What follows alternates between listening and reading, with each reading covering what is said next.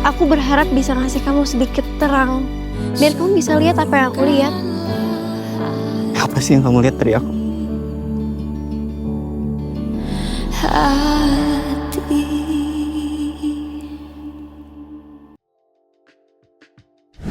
Oke, jadi karakter aku sebagai Magnus di film Bertaut Rindu itu dia adalah seorang anak remaja yang lahir di keluarga yang mempunyai privilege, yang bisa dibilang dia itu bisa mendapatkan segalanya lah gitu. Anak yang sangat dimanja, anak yang sangat dituntun oleh orang tuanya. Tapi ada satu dalam hidupnya yang dia nggak bisa pilih, yaitu pilihan dalam hidupnya sendiri, memilih jalur hidupnya sendiri, sehingga itu mempengaruhi ke kehidupan pribadinya, sehingga dia menjadi pribadi yang tertutup, menjadi pribadi yang misterius, dan juga pribadi yang bisa dibilang seperti bipolar lah gitu. Kalau Jovanka sendiri, dia karakternya cewek yang keadaan keluarganya, orang tuanya divorce, terus dia ikut dengan ibunya, susah menerima pacar baru ayahnya. Itu yang bikin dia ngerasa, aduh keluarga gue udah hancur ya gitu, kayak nyari apa lagi sih di hidup ini. Terus karakter dia tuh, dia pemberani, dia sangat pintar, dia tuh tahu mimpinya apa dan cara kejarnya gimana gitu. Itu gila sih, kita callingan tuh jam 3 pagi ya waktu itu di Bandung, di dekat apa sih? Apa namanya? Tahura. Air terjun, bukan Tahura, air terjun apa gitu. Air terjun apa sih? Lupa aku. Pokoknya air terjun apa? di atas deh. Dan dingin banget. Jam 3 pagi kita datang ke lokasi, terus adegannya pokoknya kita harus kena air aja intinya itu. Itu tuh di Curug itu kita lebih dari sehari untuk scene itu doang. Benar, ya. Gitu. Jadi memang karena adegannya juga lumayan bahaya, jadi butuh berhari-hari untuk di sana.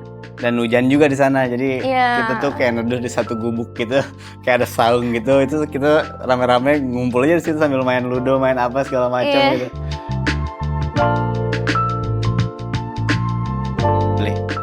Kalau aku sendiri, aku tuh selalu seneng setiap dapat project baru karena pasti dapat pelajaran baru gitu, pasti ngaruh ke hidup aku gitu. Terus pada saat baca cerita ini, tahu tentang hubungan anak dan orang tua, pas baca skripnya juga bagus gitu. Kayak kenapa enggak sekalian belajar, dan ternyata beneran aku belajar dari film ini. Jadi film ini kan tentang komunikasi antara anak dan orang tua gitu. Aku tuh salah satu yang sebelumnya kesusahan untuk ngomong secara apa ya ngomongnya, secara nggak takut dengan respon orang tua gitu. Akhirnya dari film ini, setelah kemarin kita nonton pun beneran jadi bahan diskusi dengan mama aku, dan harapannya nanti yang nonton begitu juga. Ya. Kalau buat aku, mungkin apa yang dibilang sama Zara semuanya itu juga salah satu pertimbangan aku kenapa aku ambil film ini. Dan mungkin saat pertama kali aku baca skenario Bertaut Rindu, aku merasa ini cukup personal sih buat aku, dan aku merasa aku kayak pernah nih ada kejadian kayak gini nih sama papa aku nih di skenario. Jadi kayaknya seru deh kalau misalkan aku meranin gitu. Jadi aku bisa ngasih tabungan emosi yang udah pernah ada di karakter Magnus ini gitu. Jadi seru banget dan cukup personal buat aku lah.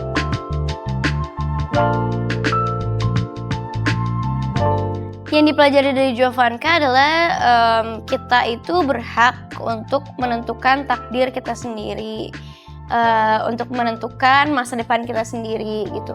Kita emang harus dengerin orang tua, tapi kita harus tahu kita maunya apa.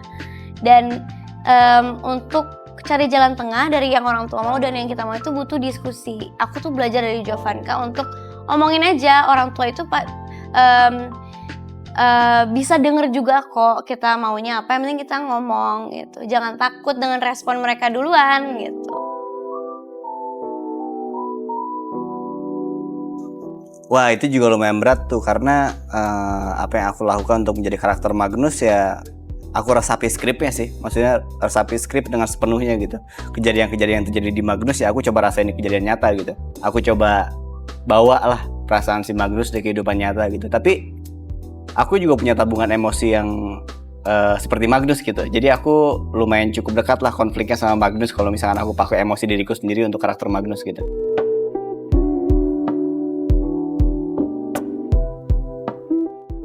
Banyak sih. Aku sering banget karena jadi gini, mama aku Scorpio, nggak usah ya. Bapak aku Gemini, aku Gemini juga. Jadi kebayangkan kita selalu beda pendapat dengan semua yang merasa benar gitu. Sampai akhirnya aku nemuin caranya tuh mulai dengan kayak ya ngobrol aja. Caranya tuh emang cuman diomongin gitu. Apa yang kita mau, apa yang mama mau, apa yang papa mau gitu. Jadi lebih seringnya tuh aku ngobrol di meja makan ketika kita punya beda pendapat, ngobrol di meja makan bertiga. Terus ada satu wasit.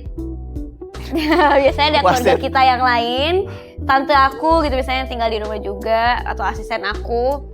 Jadi wasit gitu. Oke, sok ngomong gantian gitu. Tapi sekarang kita udah gak butuh wasit. Kita udah bisa bertiga aja ngobrol dan tidak jadi masalah gitu, selesai gitu, bisa ternyata. Jadi kalau ada yang kelewatan, Prit cek VAR dulu ya. Bisa gitu, Prit, harusnya gitu ya. Cek VAR dulu ya, coba kita ulang replay katanya. Gitu. Iya, cuman itu caranya soalnya. Hari mungkin ada yang impian yang sempat bertentangan sama orang tua apa gitu? Aku juga sama kayak Zara yang tadi dibilang, ya ngobrol di meja makan, kalau buat aku ngobrol di mobil gitu. Sambil jalan pulang atau nggak sambil kemana gitu, karena menurut aku mobil itu adalah tempat yang sangat privat gitu. Itu dimana kita bisa mencurahkan perasaan tanpa banyak orang yang dengar gitu. Dan maksudnya space-nya cuma berdua gitu sama orang tua doang gitu. Kebanyakan terjadi sih di mobil kalau misalnya aku ya, obrolan-obrolan yang sangat krusial gitu. Dan deep. Dan kadang aku juga ada nangisnya, ada apanya gitu. Jadi itu lumayan cukup personal lah maksudnya.